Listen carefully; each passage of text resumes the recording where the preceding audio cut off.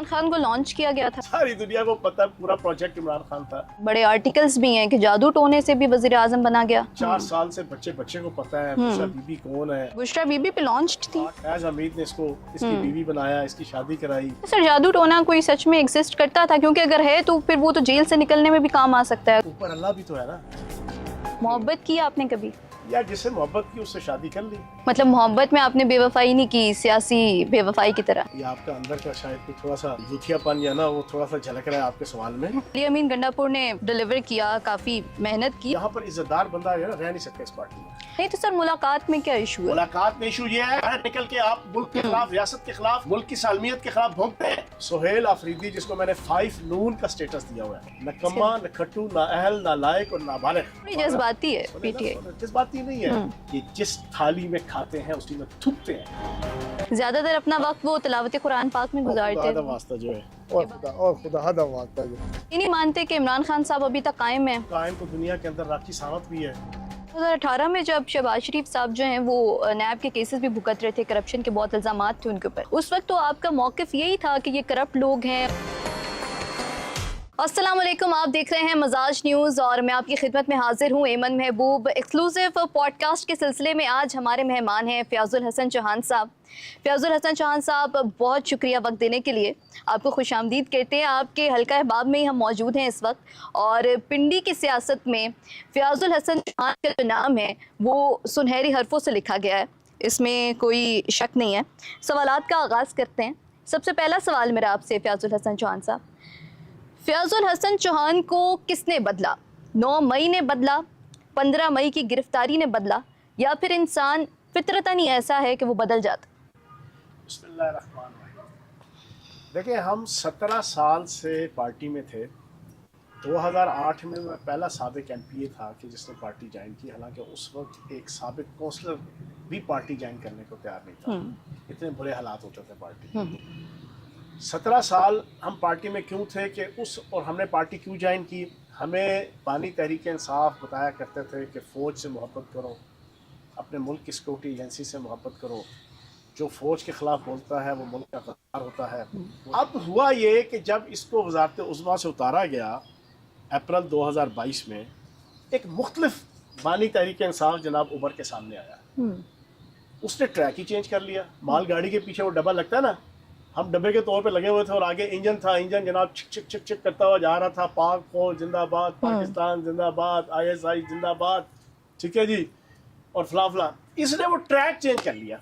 जब track change किया और सियासत छोड़ के इसने एक्सट्रीमिज्म और दहशतगर्दी को अडॉप्ट कर लिया, रियासत के खिलाफ, रियासत के रिट के खिलाफ, पाकिस्तान की फ़ौज के खिलाफ, ISI के खिलाफ, पाकिस्तान की अदालतों के खिलाफ इसने जो एक एक्सट्रीम के ऊपर मबनी बयानिया अडॉप्ट किया और फिर उस बयानिए को पीछे इजराइल, इंडिया और मुल्क दुश्मन ताकतों ने सपोर्ट करना शुरू किया। तो फिर आहिस्ता आहिस्ता दिल खट्टा होना शुरू हुआ। उस दिल खट्टा होने में यकदम हमने फैसला क्यों नहीं किया कि यार 17 साल का एक साथ था, कुर्बानियाँ थी, मारें खाई थी, जेलें काटी थी, हवालात काटी थी, इसके पीछे हमने इसको समझाया। मैं 20 इंटरव्यूज़ के अंदर मैं बता चुका हूँ कि जून के महीने में मैंने 2022 में इसको मैसेज किया कि यार ये वाला तरीक़ेकार ना रखो, सियासी मूव रखो, हमें सियासी कारकुन रहने दो, सियासी दहशतगर्द ना बनाओ। लेकिन इसने उल्टा मुझे कोर कमेटी से निकाल दिया और फिर चीज़ें बढ़ती गई। हमें साइड पे लगाया हुआ था। पूरा एक प्लान था जो मुल्क दुश्मन ताकतें जिसको पैटर्नाइज कर रही थी। और होते फिर 9 मई हुआ। 9 मई में भी जब हमें यहाँ बुलाया गया पिंडी के अंदर कि जनाब रियाल्टो चौक पहुँचो, रियाल्टो चौक पे पहला नारा लगा जनाब फ़ौज के ख़िलाफ़। हम तो भाईजान हमने गाड़ी निकलवाई, वहाँ से हम सीधा रावलपिंडी मेडिकल कॉलेज विकारुन्निसा की रोड से PF से होते हुए घर वापस आ गए। अच्छा। तो ये हमारा 13 महीने का, अप्रैल 2022 से मई 2023 तक 13 महीने थे, जिसमें मुसलसल जान के देख के इनकी पॉलिसीज देख के एंड में हमने फैसला किया कि नहीं भाईजान, अब हम कम से कम दहशतगर्द के तौर पे हमने नहीं रहना, हमने सियासी कारकुन रहना है। अच्छा, तो फ़याज़ साहब, एक बड़ा मशहूर डायलॉग है सोहेल आफरीदी साहब का कि इसका, उसका, इसकी, उसकी, तुम नाम क्यों नहीं लेते? तो सर आप नाम क्यों नहीं लेते? नहीं नाम लेना जनाब, नहीं पसंद जो बंदा शेख मुजीबुर रहमान को अपना हीरो कहता हो, जिसने अल्लाह पाक की बेहुरमती करवाई, जिसने नबी पाक सल्लल्लाहु अलैहि वसल्लम की बेहुरमती करवाई, जिसने सहाबा किराम की इस पिछले 4 सालों में बेहुरमती कराई, जिसने अहले बैत की बेहुरमती कराई, जिसने खाना काबा की बेहुरमती कराई, जिसने मस्जिद नबवी की बेहुरमती कराई, जिसने शायर इस्लाम की बेहुरमती कराई, जिसने हज की बेहुरमती कराई, जिसने उम्रे की बेहुरमती करवाई। ये सोशल मीडिया के ऊपर सैकड़ों क्लिप्स मौजूद हैं। मैं वर्बली कोई अपनी कुव्वत इजहार गोयाई की बुनियाद पे मैं बातें नहीं कर रहा। ऐसे शख्स का मैं नाम का रवादार हूं। ये यहाँ पे तो कोई वो नहीं है ना पाबंदी, ये कोई सरकारी टीवी चैनल है या मैं कोई सरकारी टीवी एंकर हूँ या आप सरकारी टीवी तजिया निगार है, बिल्कुल नहीं कि हमें पाबंदी हो गई जनाब आपने इसका। ये मेरी अपनी स्ट्रेटजी है। जिसने अपने साथ खातून को कंटेनर पे खड़े होके कंधे से कंधा मिल रहा है और खातून कह रही है ये अल्लाह का पैगंबर है, जिसने अपने सामने बच्चा बिठा के 9 मई से 1 महीना पहले इसने जनाब उससे सवाल पूछवाया और उसने कहा, नाम लेके उसने, अंकल दुनिया में नौज बिल्ला माजल्ला माजल्ला माजल्ला 2 ही खुशकिस्मत वालिदैन आए हैं, एक नबी पाक सल्लल्लाहु अलैहि वसल्लम के और एक नौज बिल्ला नौज बिल्ला नौज बिल्ला माजल्ला आपके। इसने किस चीज की है बेरहमती की? तमाम सहाबा किराम की, तमाम अहले बैत की, तमाम औलिया की, कि यार उनके नौज बिल्ला माजल्ला माजल्ला माजल्ला वालिदैन नहीं, तेरे वालिदैन। हम पल्ला किसके किए? नौज बिल्ला माजल्ला माजल्ला नबी पाक सल्लल्लाहु अलैहि वसल्लम के। जिसने ये बेइज्जती कराई हो, जिसने अपने सामने बिठा के लोगों को ये कहलवाया हो कि जनाब हज हो गया, हमने इनको देख लिया, तो जिसने ये कहलवाया हो कि हमारा उम्रा हो गया, जिसने जनाब खाना काबा और मस्जिद नबी के ऊपर जनाब हमले करवाए हो, आप कहती हैं कि मैं इज्जत और एहतराम के साथ उसका नाम लूं? मैं तो नहीं ले सकता। ये बड़ी बात है कि मैं अभी उसको कोई और लफ्ज नहीं दे रहा, मैं उसको बानी तहरीक इंसाफ ही कह रहा हूँ। अच्छा, तो सर आपने उस वक्त किनारा कशी का क्यों नहीं प्लान किया? तो भाई जिस वक्त ये हो रहा था उसको समझा के, जब एक बंदे का रिश्ता होता है, आपकी सगी बहन, आपका सगा भाई जब घर के अंदर कोई फितना फसाद शुरू करेगा कोई बहुत एक्सट्रीम लेवल का, तो रिश्ते का एक तकाजा होता है यार, बंदा आखिरी दम तक कोशिश करता है उसको समझाने की, यकदम तो नहीं काट के फेंकता ना। बिल्कुल ऐसे। वो 13 महीने लग गए। 13 महीने में जब उसने आखिरी चंद चढ़ा, जब हमने भी कहा भाई हम पाकिस्तानी हैं, हम सियासी कारकुन हैं, हमने सियासी दहशतगर्द नहीं बनना,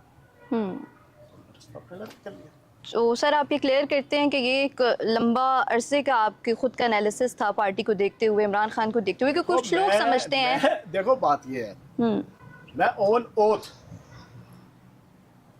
ओथ मैं आपके सामने कह रहा हूँ, अपने वालिदैन अम्मी अब्बू की जो फौत हो चुके हैं उनको हाजिर नाजिर जान के जनाब उनकी डेथ को, कि ना मुझे किसी ने हाथ लगाया दूसरी दफा जेल में, लेकिन सर अवाम समझते हैं कि वो जेल के 6 दिन उन 15 सालों पे भारी थे। 8 दिन 6 या 8 ना किसी ने मुझे हाथ लगाया, ना मुझे किसी ने फाइल दिखाई। ला इलाहा इल्लल्लाह मुहम्मद रसूलुल्लाह कलमा पढ़ के अपने मरे माँ बाप की कसम खा के कह रहा हूँ, ना मुझे किसी ने मेरी 6 मिनिस्ट्रियों की कोई करप्शन की फाइल दिखाई, ना मेरी कोई इखलाकियात के ऊपर मबनी कोई मुझे वीडियो या फाइल दिखाई गई, ना मुझे उंगली तक लगाई गई इस जेल के अंदर। सही। मैंने अपना पूरा एनालिसिस किया, मेरी फैमिली आई मिलने, उन्होंने कहा यार ये हो क्या गया है, ये करवाया क्या है हमसे? ये पूरे पाकिस्तान के अंदर 238 मकामात के ऊपर इंडिया नहीं हमला कर सका आज तक कभी। 238 फौजी मकामात, मियाँ वाली के अंदर 5-5 अरब रुपए का एक त्यारा था, जिस त्यारे को इंडिया और इजराइल के पायलट्स ख्वाब में भी नहीं सोचते थे कि हम कभी डैमेज कर सकेंगे पाकिस्तान के त्यारे को। ये हराम के पिल्ले, उन्होंने जनाब वहां जाके उसको अटैक करने की कोशिश की, ये तो बड़ी सीधे फिर उन्होंने फायर मारे तो वहां से ये भागे। इस तरह के 238 जगहों पे जनाब दहशतगर्दी की कार्रवाइयां मेरे मुल्क की उस फौज के खिलाफ, जिसके बच्चे, जिसके जवान, जिसके अफसर पिछले 26 साल से खसूसन और 4 साल में और 2025 में 1235 अफसर और जवान शहीद हुए हैं पिछले साल। तो सर जिस वक्त ये प्लानिंग हो रही थी 9 मई की, उस वक्त तो आप पार्टी में मौजूद थे? हमारे साथ नहीं हो रही थी। अच्छा साहिबा, यही तो पूरा था, जो तो प्रो पाकिस्तान और प्रो फौज थे ना, और जिनकी अपनी एक आइडियोलॉजी और सोच थी पार्टी में, उनको लगा दिया गया था कुडे लाए। अच्छा, इन्होंने वो सारे के सारे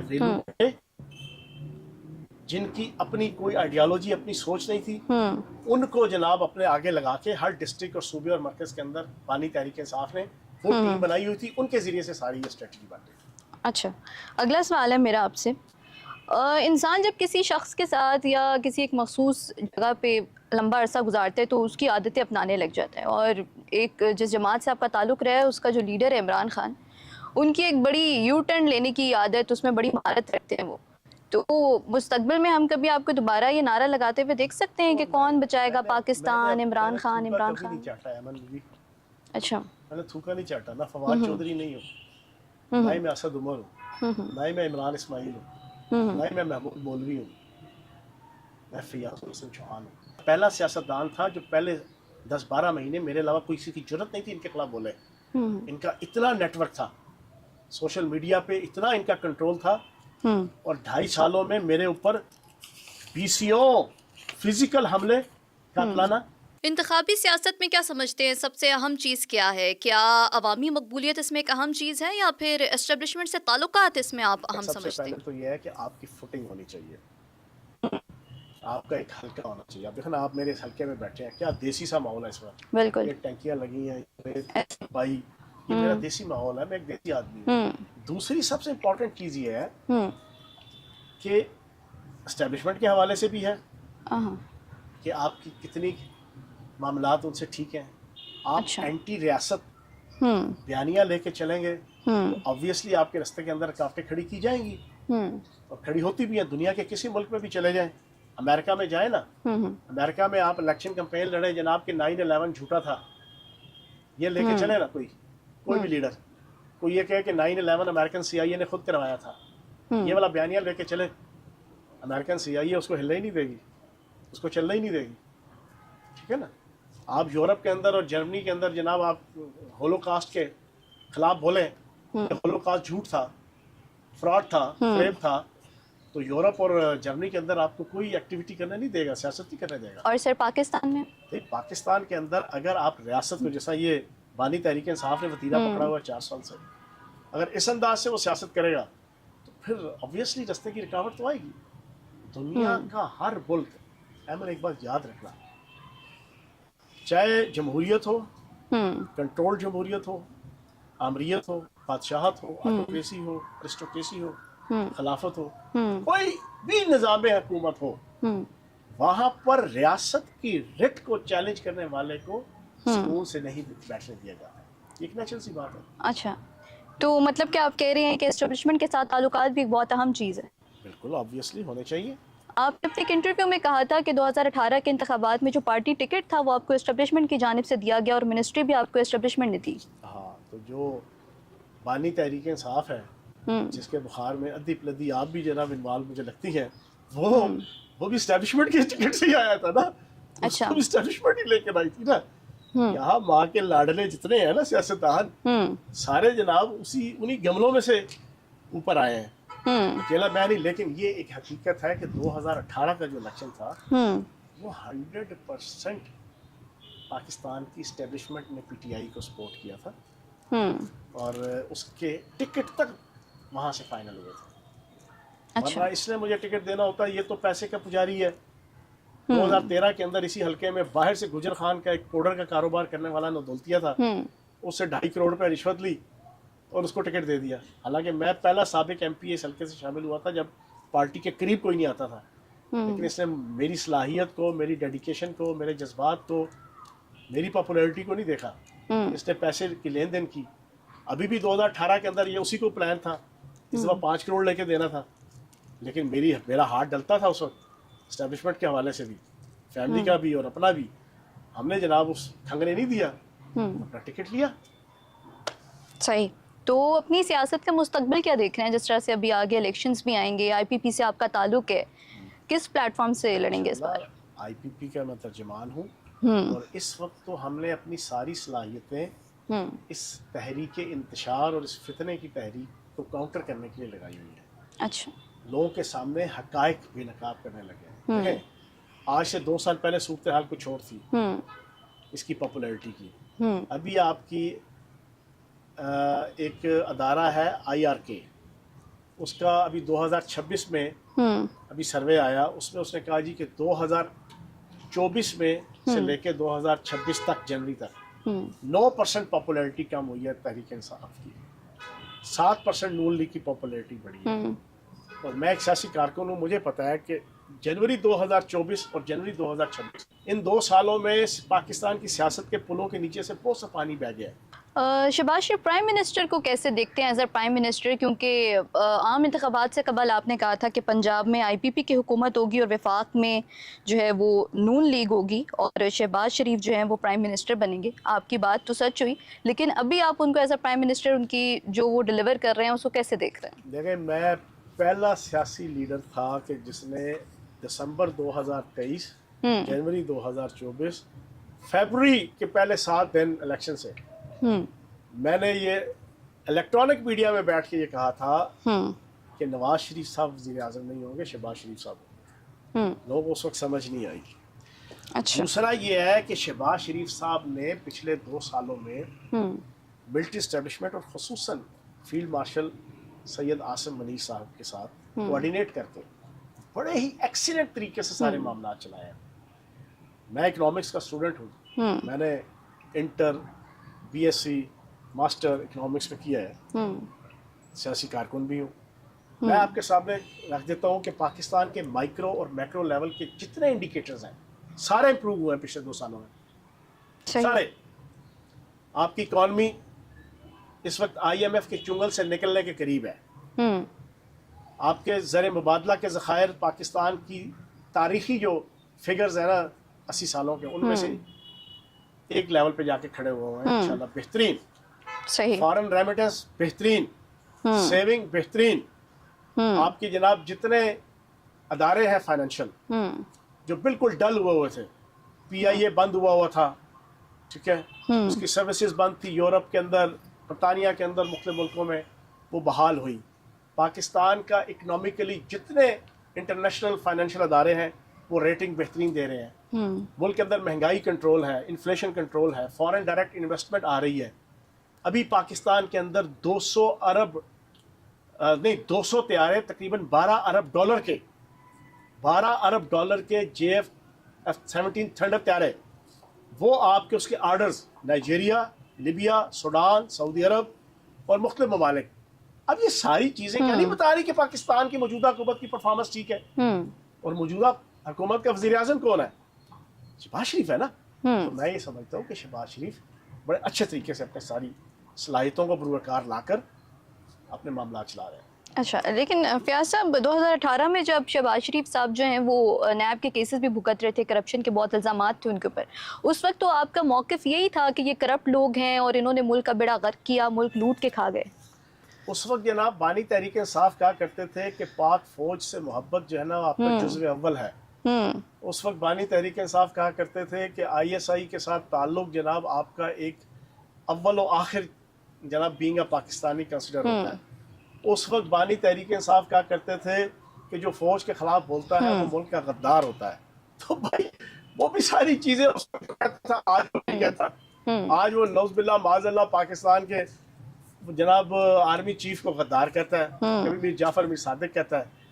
उस वक्त की जो सूरत हाल थी वो एक पॉलिटिकल एंगल से, हम सियासी लीडर थे PTI के और हम एक जंग लड़ रहे थे सियासी और एक पॉलिटिकल जंग थी।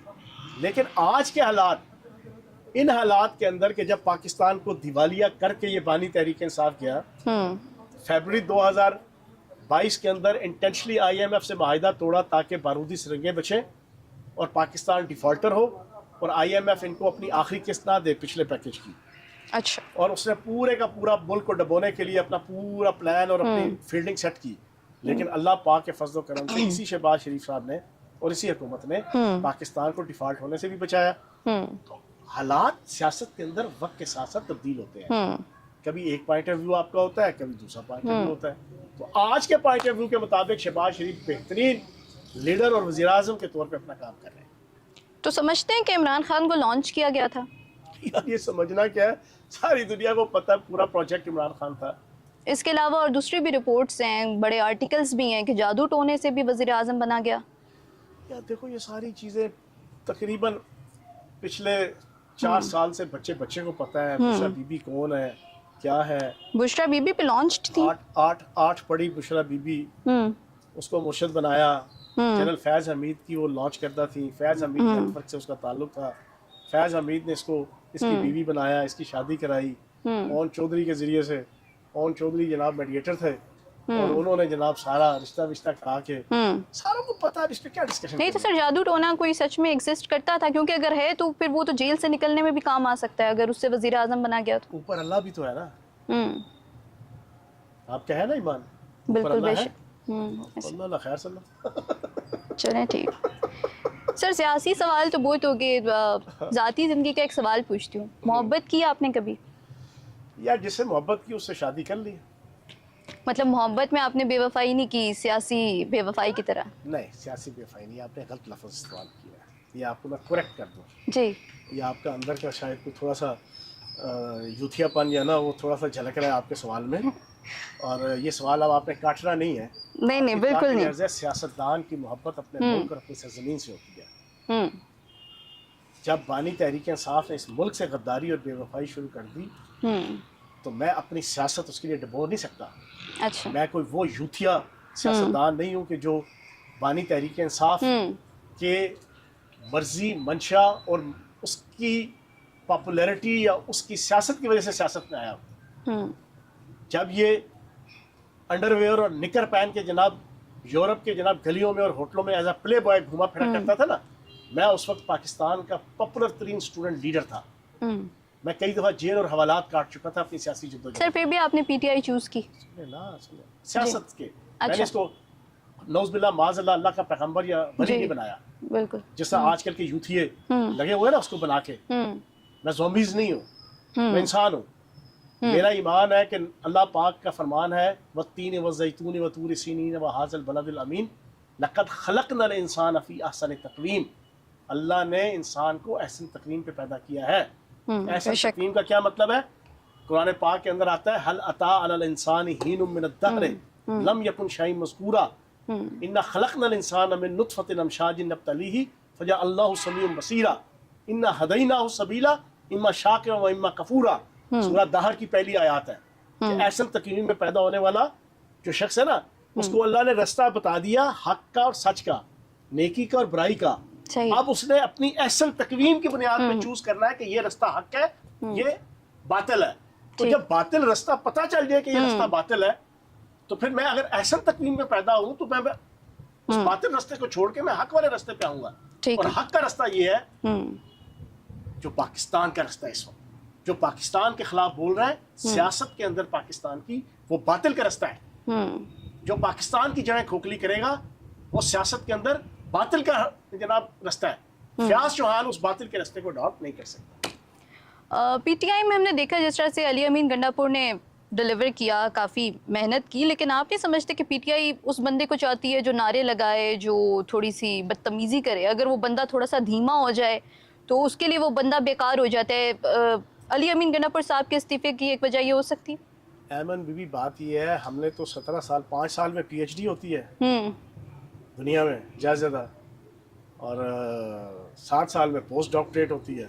हमने 17 साल जो ना पोस्ट डॉक्टरेट से ऊपर की डिग्री जो ना हमने पीटीआई के हवाले से की हुई है। अच्छा। तो जो मैं कंक्लूजन दूंगा ना वो शायद बहुत ऑथेंटिक हो गए। बिल्कुल, इसीलिए आपसे ये बात के अंदर इज्जतदार बंदा रह ही नहीं सकता। अच्छा। और खुसूसन अब ब्रेस्टर गौहर जैसा सारा दिन गालियां सुनता है, सुलेमान अकरम राजा जैसा सारा दिन अलीमा बाजी से, नौरीन बाजी से और बानी तहरीक इंसाफ से अंदर जेल में जाके गालियां सुनते हैं, नंगी गंदी गालियां, और मुझे पता है वो कौन कौन सी गालियां देता है। अच्छा, ठीक है ना जी। ये सुन के अगर आपने सियासतदान बनना है तो आप कैसे सियासतदान हैं। तो फयाज साहब, मौजूदा जो हम जुल्म भी कह सकते हैं, उसको जुल्म का नाम भी दे सकते हैं, जो हो रहा है पीटीआई के ऊपर, अडियाला जेल के बाहर जो हालात हैं फयाज साहब, खवातीन के साथ जिस तरह का सलूक किया जा रहा है, माजी में भी तो लोगों ने जेलें काटी हैं, ऐसा सलूक तो किसी के साथ नहीं किया गया। रुक जाओ, ब्रेकें लगाओ, ब्रेकें लगाओ। पिछले से पिछले साल फ्रांस के अंदर आपके फसादात हुए जी। पिछले से पिछले साल बरतानिया के अंदर फसादात हुए, छोटे लेवल के फसादात। रिट चैलेंज की सिर्फ रियासत की रियासत की पुलिस और इंतजामिया ने घरों में घुस के कुत्ते इतने बड़े बड़े बुलटेर 5-5 फुट के, आपके सीसीटीवी कैमरा से मुजाहिरीन को देखा? एक मुजाहिरीन में से एक बंदा इस तरह खड़ा था जब तोड़ फोड़ हो रही थी। अच्छा। उसको भी घर से उठाया, उसने कहा भाई मैं तो खड़ा था। उसने कहा तू खड़ा क्यों था? उसको उठाया, एक ने हल्की सी बोतल ऐसे फेंकी, वो लेटा हुआ था सिर्फ निकर पहन के। कुत्ते अंदर गए, दरवाजे तोड़ के उन्होंने जनाब, कुत्ते ने उसके निकर को नोचते हुए उसको आधा नंगा किया, नेकेड किया, बाहर निकाल के अदालतें स्पेशल कायम हुई। अच्छा। 24 घंटे अदालतें जनाब बिल्कुल रात को जागी, बंदे पकड़ पकड़ के सीसीटीवी कैमरा से 1 घंटे से लेके 1 दिन की प्रोसिक्यूशन के साथ 6 महीने से लेके 18 साल की कैद अगलों ने सुना के वो परे किया। अच्छा। अमेरिका के अंदर 2021 के अंदर जनाब यही हुआ। अगलों ने इस तरह, और भाई दुनिया के हर मुल्क में जो रिट को चैलेंज करता है उससे इससे भी बदतर होता है। ये तो चरागाह है पाकिस्तान, जहां पर ये सारी इजाजत है। और दूसरा पूछें, मतलब आप कह रहे हैं इससे ज्यादा होना चाहिए? भाई जो रिट को चैलेंज करे, जो कानून हाथ में ले, आप प्रोसिक्यूशन करें ना। आपने 2.5-3 अरब रुपया वकीलों को तकसीम कर दिया, ओवरसीज पाकिस्तानियों और पाकिस्तान के अंदर मौजूद लोगों के हलाल का पैसा हराम कर दिया। वो वकील क्या कर रहे हैं? अगर ये फटे फाए लगाना था तो यार वो मेरा छोटा बच्चा अभी साल हुआ वकील बना, उसको यार ले लो। ये फटे फाए लाना है बानी तरीके से, तो भाई तुम प्रोसिक्यूशन करो, तुम प्रॉपर तरीके से केस लड़ो। केस लड़ना नहीं है, हर रोज मंगल मंडी जनाब आप चाह लेते हैं। नहीं तो सर मुलाकात में क्या इशू है? मुलाकात में इशू ये है, बाहर निकल के आप मुल्क के खिलाफ, रियासत के खिलाफ, मुल्क की सालमियत के खिलाफ भौंकते हैं। जब भौंकते हैं तो इंटरनेशनल लेवल पे पाकिस्तान की हद की इज्जत होती है। आप ये नहीं मानते कि इमरान खान साहब अभी तक कायम है? अगर ऐसा होता तो वो कोई ना कोई चोर रास्ता इख्तियार कर सकते थे जेल से निकलने का। देखो कायम तो दुनिया के अंदर राखी सावंत भी है, कायम तो जनाब सीलियन भी है, उन खवातीन में शुमार करते हैं। उससे बढ़ के है वो। अच्छा, थोड़ी आपकी पॉलिटिकल लाइफ पे नज़र डालते हैं। आपका पिंडी में काफ़ी जो है वो आप एक बड़े पक्के खिलाड़ी रहे हैं पिंडी की सियासत में, और शेख रशीद साहब के साथ ऑफ द कैमरा भी मैं आपसे बात कर रही थी, बड़े आपके इख्तिलाफात रहे हैं। तो क्या वजह हो सकती है? क्योंकि एक दौर में तो आप और शेख रशीद साहब एक पेज पर थे, इमरान खान साहब के हिमायती थे। पेज पे नहीं हम रहे। अच्छा। कभी भी नहीं रहे। हमारी सियासत हमेशा, क्योंकि वो मैं सेल्फ मेड आदमी हूँ, खुददार आदमी हूँ, और मैं किसी के पीछे दुमछल्ला नहीं बन सकता, ये मेरा मजाक है। अच्छा। दुमछल्ला मुझसे नहीं बनता। शेख रशीद साहब का असल मसला ये है कि वो इज्जत करते नहीं है किसी की, लेकिन उसके बावजूद मैं उसकी ये तारीफ करूंगा कि वो एक सेल्फ मेड आदमी है। अच्छा। वो एक लोअर मिडिल क्लास से उठ के आया, बल्कि पुअर क्लास से उठ के आया, और उसने अपना नाम मकाम इज्जत बनाई, और मैं इस पर उनको अप्रिशिएट करता हूँ। ठीक है। लेकिन एक चीज़ है कि जिस फौज ने उनको प्रमोट किया, जिस एस्टेब्लिशमेंट ने हमेशा उनके ऊपर हाथ रखा, वो एक फर्द फैज़ हमीद से वफा करते करते उस पूरे अदारे से बेवफाई कर गए। आज वो भुगत रहे हैं। तो क्या देख रहे हैं आप? अपनी पार्टी आईपीपी का क्या फ्यूचर देख रहे हैं? अल्लाह पाक खैर करेगा, अल्लाह पाक करम करेगा। अभी फ्यूचर के अंदर कहते हैं ना, दिल्ली हनूज दूरस्त, अभी सियासत के अंदर बहुत अखाड़ पिछाड़ होनी है। अच्छा। अभी आपकी 28वीं तरमीम आ रही है 2-3 महीनों के अंदर। आपके जनाब बलदियाती सिस्टम जनाब उसको प्रॉपर तरीके से कॉन्स्टिट्यूशनल बनाकर लॉन्च किया जा रहा है और इम्प्लीमेंट किया जा रहा है। फिर कुछ पता नहीं आपके जनाब सूबे नए बन जाएं। सही। फिर आपका जो डिवीजन है पाकिस्तान के 28, कुछ पता नहीं। ठीक है। उन 28 डिवीजन की सतह पे गवर्नर्स का एक जनाब एक सेटअप आ जाए तो बहुत सी चीजें अभी चेंज होगी। लेकिन हम मौजूद हैं, हम अपना काम कर रहे हैं। कॉन्स्टिट्यूएंसी बेस्ड पॉलिटिक्स है, और इस दफा अगर इलेक्शन नहीं लड़ा था तो कहते हैं ना, rest is the best for the next. छपटना पलटना, पलट कर छपटना, लहू गर्म रखने का एक बहाना। परिंदों की दुनिया का दरवेश हूँ मैं कि शाही बनाता नहीं आशियाना। तो जनाब हम अपने जिसे कहते हैं ना कि पलट के दोबारा झपटने के लिए तैयार हैं। तो अगला वजीर आजम किसको देख रहे हैं? लास्ट वाली आपकी जो प्रेडिक्शन थी शहबाज शरीफ वाली, वो तो सच साबित हुई है। देखिए मेरे नुक्ता नज़र से शहबाज शरीफ बेस्ट। अच्छा। इन हालात के अंदर जब पाकिस्तान के खिलाफ साजिशें हैं। और मैं आपको एक और बात बता दूं अहमद, अभी जो ईरान के हालात हैं ना, अल्लाह पाक खैर करे, अल्लाह पाक अमेरिका और इजराइल की साजिशों से ईरान को महफूज रखे। क्योंकि मैं तो शिया सुन्नी के तनाजुर में नहीं चीज़ें देखता। बिल्कुल। मैंने तो एक मुसलमान और फिर एक पाकिस्तानी की हैसियत से चीज़ें देखनी है। अगर तो ये साजिश नाकाम होगी, ईरान अपने पाँव पे खड़ा रहा, आयतुल्लाह खamenei की रजीम ना गिरी, चलो फिर तो ठीक है। अगर खुदा न खास्ता गिर गई तो पाकिस्तान बड़ा सेंसिटिव पोजीशन में आ जाएगा। अच्छा। तीनों तरफ से, अफगानिस्तान जनाब प्रो इंडिया, ईरान सपोज अगर रजीम गिर जाती है तो प्रो अमेरिका, इधर से इंडिया। तो इन हालात में पाकिस्तान के सियासतदानों को, पाकिस्तान की इस्टेब्लिशमेंट को बड़ी सेंसिबली चीज़ों को लेके चलना हुआ। और अल्लाह पाक जना पाकिस्तान के आप कह रहे हैं इन हालात में जो है वो शहबाज शरीफ साहब ही हैं जो लेके चल सकते हैं। सबसे बेहतरीन है, सबसे बेहतरीन उन्हें समझते हैं कि सिविल और मिलिट्री इस्टेब्लिशमेंट में झगड़ा नहीं होगा। सही। कोई और पॉलिटिशियन होगा ना, उसमें मुल्क दुश्मन ताकतें साजिश करके वो कोई ना कोई आपस में लड़ा के मुल्क के लिए नुकसान पैदा कर सकते। पीटीआई का जो भी हालिया दौर चल रहा है, जिस तरह से पहले वो उन्होंने पंजाब का दौरा किया है सुहेल आफरीदी साहब ने, अभी वो जो है वो सिंध के दौरे पर है, कराची पहुंचे हैं, काफ़ी अच्छा इस्तेमाल किया गया पीपीपी की जानिब से और पीपल्स पार्टी को काफ़ी सराहा जा रहा है इस बात पे कि उन्होंने एक बड़ी मैच्योर सियासत का जो है मुजाहरा किया है। आप क्या देख रहे हैं कि पीपीपी का जो रवैया है वो बेहतर है या फिर जो नून लीग ने रवैया किया उनके साथ लाहौर में वो बेहतर था? पीपी का रवैया और नून लीग का तो बाद में देखेंगे। जो सुबह से गालियां दे रही है सब पीटीआई पीपल्स पार्टी को, वो आप भूल गई हैं। सोशल मीडिया जरा उठा के देखें, नंगी गंदी गालियां इस वक्त पीपल्स पार्टी को और जरदारी साहब को और अच्छा बिलावल भुट्टो को मिल रही है। वो हैदराबाद से वापसी पे जनाब सुपर हाईवे जनाब वुमन ब्लॉक होती है आधी रात को, वो 2-4 जगह से ब्लॉक क्या हो गई, उसके ऊपर वावेला मचाया हुआ है इन्होंने कि जरदारी और पीपल्स पार्टी हुकूमत और सिंध हुकूमत ने जनाब ट्रैक चेंज कर लिया। थोड़ी जज्बाती है पीटीआई। जज्बाती नहीं है, ये जिस थाली में खाते हैं उसी में थूकते हैं। सुहेल आफरीदी जिसको मैंने 5 नून का स्टेटस दिया हुआ है, अब आप पूछेंगे 5 नून क्या है? हाँ। नकम्मा, न खट्टू, ना अहल, ना लायक और नाबालिग। अच्छा।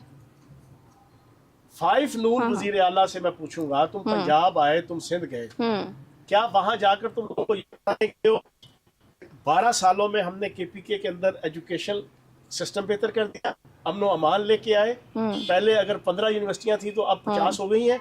पहले अगर 200 कॉलेज थे तो अब 1000 हो गए हैं। पहले अगर 500 स्कूल थे तो अब आपके जनाब 5000 हो गए हैं। पहले अगर 1 लाख बच्चा स्कूल जाता था तो अब 10 लाख बच्चा जा रहा है। पहले अगर जनाब इंडस्ट्री जनाब बंद थी तो अब इंडस्ट्री चलना शुरू हो गई है। 12 साल में तुमने बेड़ा गर्क कर दिया, सत्यानाश फेर दिया पूरे केपीके का, और यहाँ आके तुम हीरोगिरियां कर रहे हो। बस यही जवाब है मेरा। सही। तो फयाज साहब फिर क्या देख रहे हैं, इमरान खान साहब को अभी जेल में ही देख रहे हैं या बाहर आते हुए नजर आ रहे हैं आपको?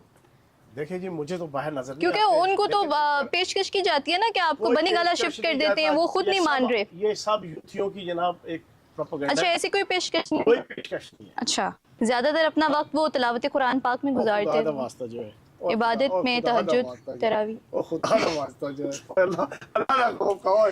और जनाब बंदा खातून नबीयीन नहीं कह सकता, जो रूहानियत को उरियानियत कहता है, जिसने नौज़बिल्लाह माज़अल्लाह पाकिस्तान इस्लाम के हर कोने खुदरे की बेहुरमती की, वो उधर बैठा जा रहा है। छोड़ा ये सारे ढकोसले। जबरान इलियास उस खत्मे नबूवत के मुनकरों के गिरोह से जिसका ताल्लुक है, अमेरिकन CIA का डिप्टी डायरेक्टर है, ये उसके ढकोसले हैं सारे। बहरहाल पढ़े तो बड़ी अच्छी बात है, बड़ी अच्छी बात। चलें, बहुत शुक्रिया फयाज साहब आपके वक्त के लिए। तो नाज़रीन, मजाज न्यूज़ के एक्सक्लूसिव पॉडकास्ट से फिल वक्त इतना ही। एक बार फिर हाजिर होंगे दोबारा अगले एक्सक्लूसिव पॉडकास्ट के साथ।